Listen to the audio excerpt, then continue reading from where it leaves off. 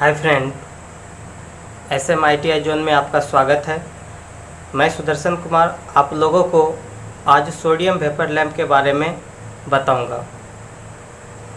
चलिए क्रम से हम इसको देखते हैं। सोडियम वेपर लैंप की आकृति कैसी होती है, फिर इसमें कौन कौन सा गैस भरा जाता है, इसका एवरेज लाइफ कितना होता है, इसकी एफिशिएंसी कितनी होती है, क्रम से हम इसका चर्चा करेंगे। तो ये हम पहले जान लें कि ये जो सोडियम वेपर लैंप है, ये sodium vapour lamp gas discharge lamp के अंतर्गत आता है।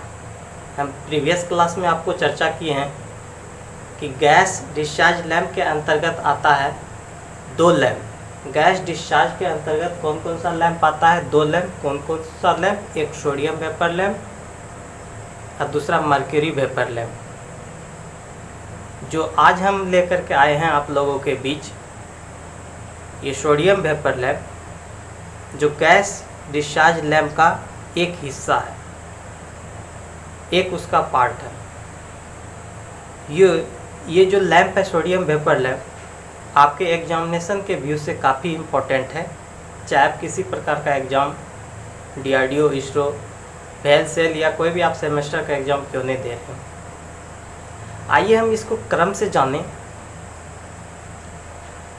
कि आखिर ये जो सोडियम वेपर लैंप है, ये देखिए सोडियम वेपर लैंप का पहले क्या ये फिगर है, ठीक है। सोडियम वेपर लैंप में क्या होता है कि हम लोग ओक्रिया गैस के साथ साथ सोडियम को भी हम उसमें यूज करते हैं। इसमें हम लोग क्या करते हैं कि दो इलेक्ट्रोड को लेते हैं। वो दोनों दो इलेक्ट्रोड किसका बना होता है? टंगस्टन का बना होता है। आप लोग ये याद रखिएगा कि ये सोडियम वेपर लैंप में दो इलेक्ट्रोड लेते हैं, क्या उसको आप फिलामेंट बोल सकते हैं। तो ये दोनों फिलामेंट टंगस्टन का ही बना होता है। और ये सोडियम वेपर लैंप में हम लोग क्या करते हैं, सोडियम के साथ कोई अक्रिय गैस को भी हम इसमें भरते हैं। आइए हम इसको पहले जानें कि ये जो सोडियम वेपर लैंप देख रहे हैं, इसमें देखिए ये जो आप ये वाला पोर्शन देख रहे हैं, ये वाला पोर्शन देखिए, ये वाला पोर्शन, ये देखिए दोहरी परत वाली कांच का ट्यूब है। ये दोहरी परत वाली कांच का ट्यूब होता है, डबल लेयर वाला कांच वाला परत होता है इसका, ये वाला हिस्सा। और इसमें हम क्या करते हैं, निर्वात कर देते हैं, यानी इसमें जो भी एयर होगा उसको हम लोग निकाल देते हैं। तथा यहाँ पे जो देख रहे हैं ये, और ये यू शेप वाला होता है, यू शेप वाला होता है। अब देखिए इसमें भी क्या होता है, ये जो दूसरा लेयर लिए हुए हैं, ये भी आप यू शेप वाला देख रहे हैं कि इसमें हम लोग क्या करते हैं, सोडियम का दाना तथा जो ओक्रिय गैस हम बोले ना, ओक्रिय गैस, इसमें नियोन लेते हैं। सोडियम का दाना प्लस नियोन को इसमें भरा जाता है, ये मिडिल वाले में। और इसके बीच में जो ये दोनों कांच के बीच में जो खाली स्थान है, इसमें को भी हम निर्वात कर देते हैं। इसको फिर से क्रम से जान लीजिए। ये सोडियम वेपर लैंप का जो बाहरी परत होता है, यू शेप का होता है, यू शेप का, यू आकार का, ABCD वाला जो यू देखते हैं, यू शेप में। तो ये कैसा हम लेते हैं, दोहरी कांच का परत रहता है, जिसको हम निर्वात कर देते हैं। ये जो इसके बीच में जो है, ये निर्वात यानी वैक्यूम कर दिए ये सबको, ये वाला हिस्सा को। और साथ ही साथ देखिए इसके बीच में जो गैप है, ये वाला गैप, इसको भी हम क्या करते हैं, निर्वात कर देते हैं। और इसके बीच में हम क्या करते हैं, सोडियम का दाना और नियोन अक्रिय गैस को भरते हैं। ये याद रखिएगा कि सोडियम वेपर लैंप में सोडियम के साथ कौन सा अक्रिय गैस भरते हैं, नियोन गैस भरते हैं। क्लियर? सोडियम प्लस नियोन का mixture sodium vapour gas lamp में भरते हैं। यहाँ तक में कोई आपको प्रॉब्लम? अब ये जो अभी बताए थे कि इसमें एक इलेक्ट्रोड ये हो गया, एक इलेक्ट्रोड ये हो गया, ये जो दो इलेक्ट्रोड लिए हुए हैं, ये देखिए ऑक्साइड ओलेफिक इलेक्ट्रोड है, यानी ये जो ऑक्साइड ओलेफिक इलेक्ट्रोड बोलिएगा, आप सीधा से याद रखिएगा जो दो इलेक्ट्रोड लेते हैं वो टंगस्टन का बना होता है। देख लीजिए, एक इलेक्ट्रोड और दो इलेक्ट्रोड। अब आप देखिए इस जो ये सोडियम वेपर लैंप है, ये आपका ट्रांसफार्मर है। ये ट्रांसफार्मर कैसा, कौन सा ट्रांसफार्मर है? स्टेप डाउन ट्रांसफार्मर है।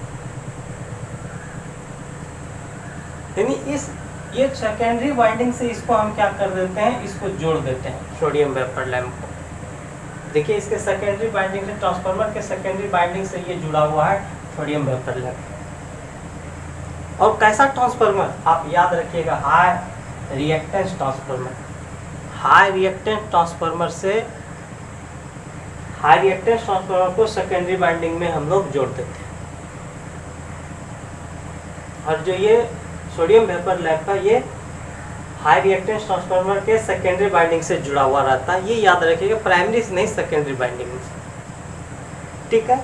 फिर अब इसमें देखिए कि जो इसका प्राइमरी बाइंडिंग है, प्राइमरी बाइंडिंग में हम एसी सप्लाई देते हैं, और इसी के साथ प्राइमरी बाइंडिंग में एक कैपेसिटर लगा हुआ होता है।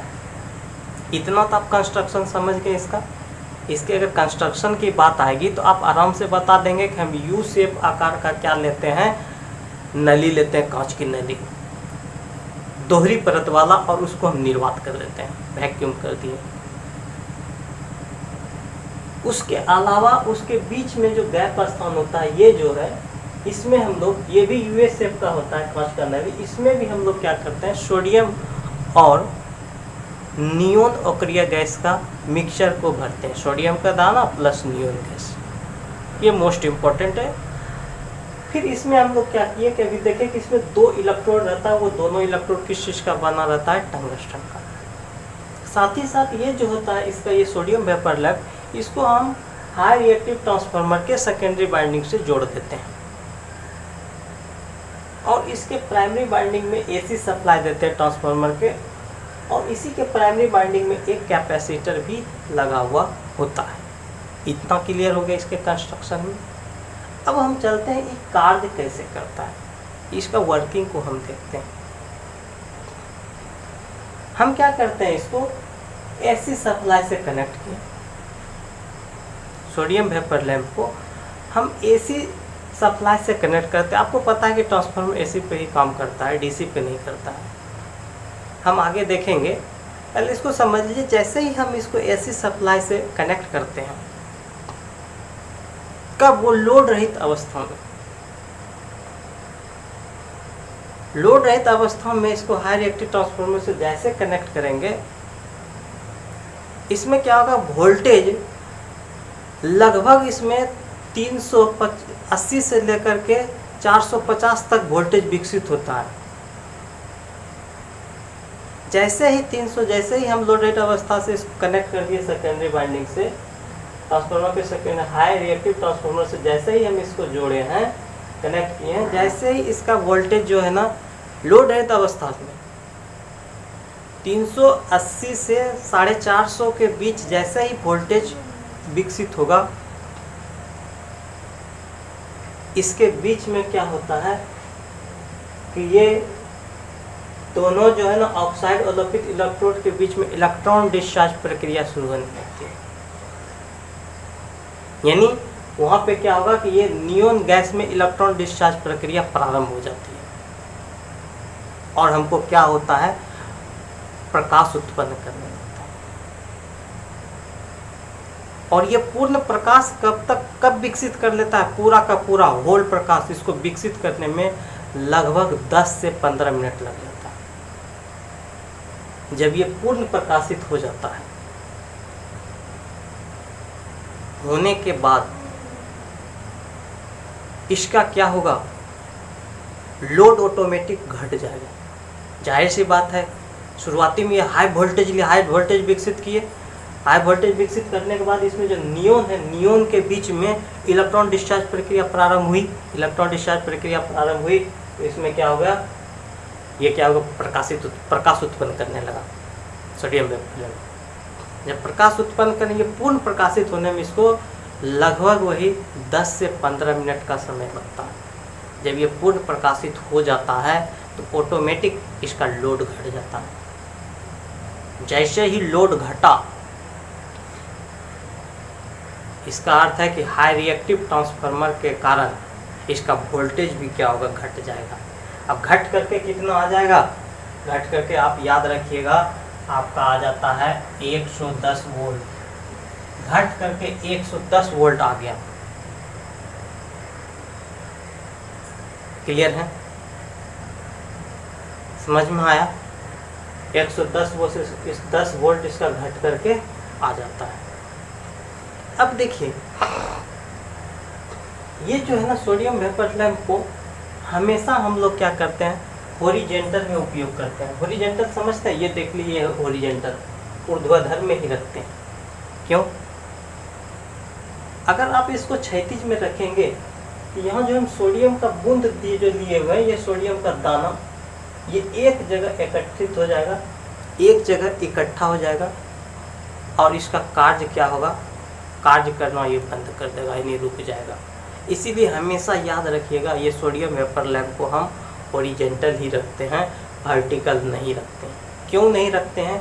क्योंकि इसमें जो ये कांच की नली जो लिए हुए हैं, इसमें ट्यूब, इस ट्यूब में क्या होगा, ये सोडियम एक जगह एकत्रित हो जाएगा, इसका बूंदे यानी दाना, जिसके कारण इसका क्या होगा, कार्य रुक जाएगा, कार्य करना ये बंद कर देगा। अब आइए हम इसमें देखते हैं कि ये सोडियम वेपर लैंप में जो हम अभी कैपेसिटर लगाए थे प्राइमरी बाइंडिंग में, एक स्टेप डाउन ट्रांसफार्मर जो लिए हैं, स्टेप डाउन ट्रांसफार्मर के प्राइमरी बाइंडिंग में जो हम कैपेसिटर लगाया, उसका क्या काम है? इसका यहाँ पे काम है, ये पावर फैक्टर को इम्प्रूवमेंट करता है। ठीक है, पावर फैक्टर को इसका बढ़ाने का काम है, इसीलिए यहाँ कैपेसिटर लगाए, इसके पावर फैक्टर को बढ़ा देगा। अब फिर हम इसमें चलते हैं कि आखिर इसका इफिशियंसी जो है ना, बल्ब का दक्षता, बल्ब की इफिशियंसी कितनी होती है, तो आप याद रखिए 40 से लेकर के 50 ल्यूमेन पर वाट होता है। क्लियर? इसकी बल्ब की इफिशियंसी को पता हो गया। अब हम चलते हैं एवरेज लाइफ की ओर। अगर इसका एवरेज लाइफ देखा जाए ये कितने घंटों तक चलता है, तो आप याद रखेंगे 3500 आवर तक ये चलेगा, यानी 3500 आवर चलने के बाद इसका लाइफ समाप्त हो जाता है। क्लियर? आपको ये बताए हैं कि ये क्षैतिज अवस्था में हम लोग इसको रखते हैं। क्यों रखते हैं, इसका रीज़न भी हम आपको दे चुके हैं, क्योंकि ये कार्य करना बंद कर देगा। उपयोग की बात रहे तो सड़कों की प्रकाश व्यवस्था, जितने भी आप लाइटिंग सिस्टम देख रहे हैं पर सड़क में, रोड साइड में लाइटिंग सिस्टम में हम उपयोग करते हैं। इसके अलावा भी आप कोई भी प्रतिष्ठानों में देखे होंगे। क्लियर? तो अब संभवतः हमको ये लग रहा है कि आप लोग इसको समझ गए और ये काफ़ी इम्पोर्टेंट है एग्जामिनेशन के व्यू से। मुख्य तौर पे आप इसमें हमेशा याद रखिएगा कि इसमें हाई रिएक्टिव ट्रांसफार्मर का हम लोग प्रयोग करते हैं। शुरू में हम इसमें क्या करते हैं कि ये दोनों जो है ना, ये दोनों इलेक्ट्रोड के बीच में, ये जो दोनों इलेक्ट्रोड के बीच में हम लोग हाई वोल्टेज को विकसित करते हैं। कितना तक? 380 से लेकर 450 तक वोल्टेज हम लोग विकसित करते हैं। विकसित करने का मुख्य उद्देश्य मेरा क्या है, ताकि नियोन में क्या होगा, इलेक्ट्रॉन डिस्चार्ज प्रक्रिया प्रारंभ हो जाएगी।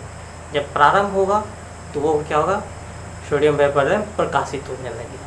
अब इसको पूर्ण रूप में प्रकाशित होने में 10 से 15 मिनट का समय लगता है। जाहिर सी बात है कि 10 से 15 मिनट समय लगेगा। लगने के बाद इसका क्या होगा, लोड ऑटोमेटिक कम जाएगा। लोड कम, इसका अर्थ है कि हाई रिएक्टिव ट्रांसफार्मर के कारण इसका वोल्टेज भी घट जाएगा और वोल्टेज घट करके कितना हो जाएगा, 110 वोल्ट हो जाएगा। क्लियर? क्लियर हो गए? अब लाइफ के बारे में बता चुके हैं कि इसका 3500 आवर होता है। साथ ही साथ ये हम इफिशियंसी की दक्षता की बात किए तो ये 40 से 50 ल्यूमेन पर वाट होता था और इसको हम हॉरिजेंटल ही प्रयोग करते हैं। क्यों प्रयोग करते हैं, मैंने इसके बारे में बता चुका। क्योंकि इसके दाने एक जगह क्या होगा, सोडियम दाना एक जगह इकट्ठित हो जाएगा, जिसके कारण इसका कार्य रुक जाएगा। तो यदि आप लोगों को वीडियो अच्छा लगा हो तो दिल से लाइक कीजिए और अपने दोस्तों यारों में शेयर कीजिए, क्योंकि लाइक ही मेरा जान है। और जो नए विद्यार्थी इस वीडियो को देख रहे हैं उनसे मेरा रिक्वेस्ट है, यदि वीडियो अच्छा लगा तो सब्सक्राइब कीजिए और शेयर कीजिए। वीडियो कैसा लगा आप कमेंट बॉक्स में लिखिए। Thank you class.